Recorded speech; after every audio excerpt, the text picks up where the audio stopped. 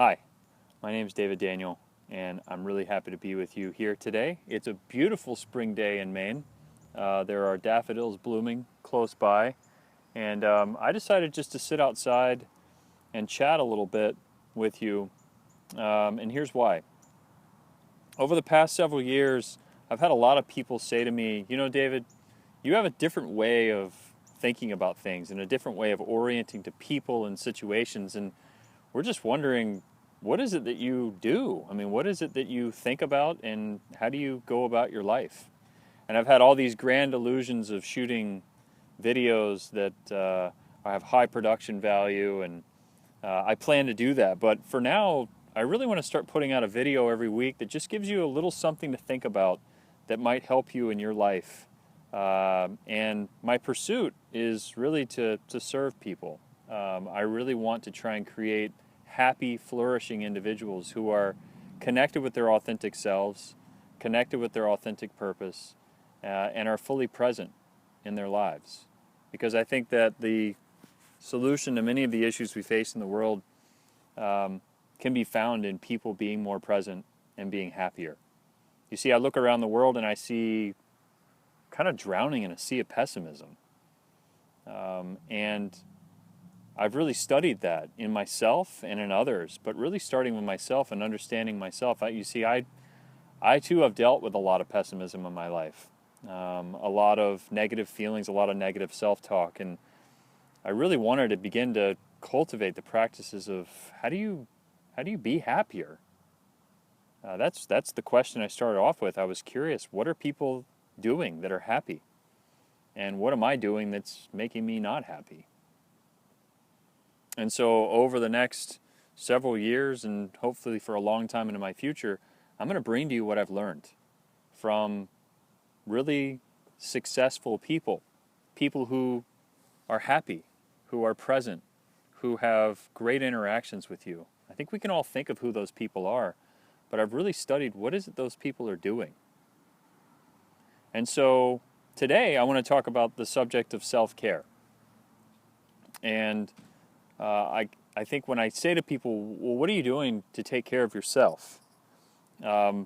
Immediately what comes up for people is they say, well, I exercise maybe a couple times a week, and I try to eat healthy, and I try to make sure that I get to bed, and they kind of give me some answers. And listen, I think that's all laudable, but the level of self-care that I'm talking about is, what are you doing to take care of your mind?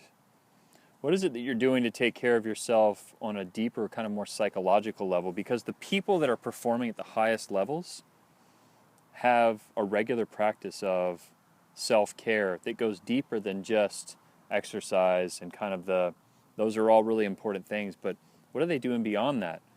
And so if I was to ask you, what are you doing around self-care, and you were to give me an answer, I would say, okay, but if I was to come into your life and I was to observe you in your life, what would I see that you're doing that would make me think, this is a person who's really taking care of themselves? This is a person who prioritizes their psychological well-being.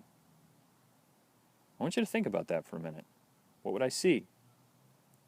Would I see regular practices that would make me think this person really values their psychological well-being? And so today I want to give you 3 tips, 3 things that I think about that have really helped me. And so here they are. Number 1, transition time. I really try to think a lot about taking time between activities to intentionally transition so that I can give my mind, my body, kind of my thought process a chance to shut down the last conversation and get ready for the next one. You see, neuroscience has made great advances in the last few years, and one of the things that we've learned is that the mind really can't sustain itself beyond about 20 minutes, really, without having some transition or having some other different type of activity. Now I know, David, people will say to me, we can't take a break every 20 minutes. That's crazy. I've got a job. I can't do that. And I say, okay, that's fine. What I want you to do is I want you to just honor the fact that we're asking our minds and our bodies to do something that they're not used to. And so what I'd like for you to do is take 10 minutes in between activities to transition. Get up, walk around, stretch, take a few deep breaths, close your eyes, process fully the last interaction you had, and get yourself present and ready for the next interaction you're going to have. So the first is, what are you doing to transition between activities? If I come into your life right now and I see your calendar is stacked up with one call after the other or one meeting after the other, I will say to you, you are not doing what you need to psychologically prepare yourself to be effective. You are not psychologically preparing yourself to be happy. You are living in a world that is kind of activity to activity, and for me, when I experience that, I feel like I'm a yo-yo. I'm just bouncing around, bouncing from activity to activity. I'm not fully present. I'm not happy. People can see it. And so when I instituted this idea of transition time, things really shifted for me. So number one, find a way to schedule your time. Be the master of your calendar. Tell people this is what you need and have them honor it, but take 5 or 10 minutes between activities and transition. Number two, okay, so transitions is one. Number two, take a walk. Again, our bodies are not meant to sit still for long, sustained periods of time, and they are certainly not made to sit inside of buildings getting no fresh air. So get outside and take a walk. You know, one of the things that I've done in my life is I've studied great leaders. And one of the leaders that I really liked studying was Thomas Jefferson. And one of the things they talked about with Jefferson is that he would get out almost every day for what he called a purposeless walk, where he would walk through the countryside, sometimes for 4 and 5 hours, with absolutely no purpose. Now again, you're going to say to me, David, I can't get out for a 4 or 5 hour walk. I know that. I get that. I understand it.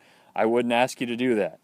What I'm asking you to understand is that by doing this practice, by getting out and taking a purposeless walk, what you do is you cultivate creativity. You cultivate a different way for your brain to function that's going to bring up new thoughts, new creative thoughts that you could never have if you're sitting in an office or sitting in a room with someone else. And if you say to me, David, I can't get outside and go for a walk, I say, why? Because you've got meetings going on all day? Okay, I understand that. Get out and do a walking meeting. Walking meetings have become a wonderful part of my repertoire. And so I get out every day for at least 30 minutes. And if I've got a day that's stacked up with meetings, I just say to one of the people in the meetings, hey, can we go for a walk? Can we meet while walking? And what's interesting is, not only will your thought process be different, the energy between the two of you will feel quite different when you're walking. Getting the blood flowing, being in a different energetic kind of, you're side to side with one another. It gives you more chance to make physical contact with the other person, which is really important. Just a touch to the shoulder, something else. But really try this out. See what it feels like to go out for a walk with someone else and have a conversation. So if you can't do the purposeless walk as I talked about before, get out and do a walking meeting. See what happens for you if you can get out and walk. Number 3. So we've talked about transition time. We've talked about getting out for a walk. Number 3 is meditation. Now, meditation has become quite the buzz over the last few years. You're going to probably be saying, oh my gosh, here comes another guy talking to me about meditation. Well, let me just tell you, I was a huge skeptic of meditation when I first heard about it. And I said, you know, there's a lot of people that talk about the benefits of meditation, and I get that. It's just not for me. But then I had somebody talk to me about meditation in a different way, and I want to share that with you now. One of the things that I've discovered in my studies over the last few years is that the world is growing in its complexity. Things are changing so quickly and so rapidly and so unexpectedly that it's oftentimes difficult for us to navigate. There's a lot of uncertainty out there. I mean, think about all the different things you experience where you say, I really don't have any idea what I'm doing. I mean, I'm joking with you, but I can't tell you how many times I'm put in a position where I'm making decisions where I don't have all the data. And so there's an incredible amount of complexity because the world is so connected. The information age allows us to be so connected that there's so many factors coming in at one time. It's hard for us to predict what's going on. And when somebody explained to me that the human mind can actually increase its ability to take on more complexity, and that the best way to do that was through meditation, that the brain actually sees meditation as kind of like exercise for the mind, I, as a former Ironman triathlete, said, now that's something I can get behind. That's achievement. That's something I can get better at. It's not just about inner peace and happiness. Meditation actually allows us to thrive in a world that's growing in complexity and uncertainty. And so once I discovered that, I said, I got to do this. I got to do this because it's achievement. It's allowing me to actually exercise my brain. And so I want you to think about that. But the great thing is that was my hook. But as I've gotten into doing meditation on a daily basis, what I've found is I am happier. I am more present. I am more at peace. I am less subject to unconscious thoughts. I actually can see them. And I can actually decide which ones I want to interact with and which ones I don't. That's powerful. And so I am able to deal in more complex situations. I feel like I'm more productive, but I also feel like I'm happier. And that's the result of doing a meditation practice every day. Now, it's not sitting on the top of a mountain, contemplating life's mysteries. That's not necessarily what it is. What it is getting fully present, feet on the floor, eyes closed, focused on your breathing, 10 minutes a day. Can you give me 10 minutes a day? And if you're struggling and you need a little bit of guidance, there's all kinds of things out there on the internet about mindfulness meditation. My personal favorite is Headspace. It's a wonderful app, and so check it out. But if you can bring in a daily practice of meditation of 10 minutes, I'm now up to 30, but I started at 10 and then I just built from there. My meditation practice is now more important to me than my exercise. And I'll tell you what, guys, 2 years ago, there was no way you could have convinced me that meditation would ever be more important than exercise. But I now believe that it is a key to me being happier, more present, and more productive, and thriving. So those are my 3 keys. Those are the 3 things I want you to take away. I want you to walk away, and for the next week, I want you to think about, how do I build more transition time into my days? How do I give myself the time between activities? Number 2, how can I get out more often and go for a walk, either purposeless walks or walking meetings? And number 3, how can I build in a daily practice of meditation? And what I want you to see is, by taking that on, by doing that self-care, I think what you'll find is that many people will tell you that self-care feels selfish to them. They say, well, I don't have time to do that, David. I'm a parent. I got a job. I can't do self-care. I can't build that into my day. And I say to that, BS. This idea that self-care is selfish is something that the ego is telling you that you need to break down. Because it's when I've taken care of myself and prioritized that, I'm a more present parent. I'm a more present employee. I'm a more present friend. I'm more present to what's going on in the world. I'm more productive. And the people around me reflect back to me, you're somebody I want to be around. You're somebody I want on my team. And it's because I've built in these practices of self-care. And so I want you to go out now. I want you to challenge yourself. I want you to push yourself to do these things. And I want you to post and write back, what have you experienced? What is changing in your life?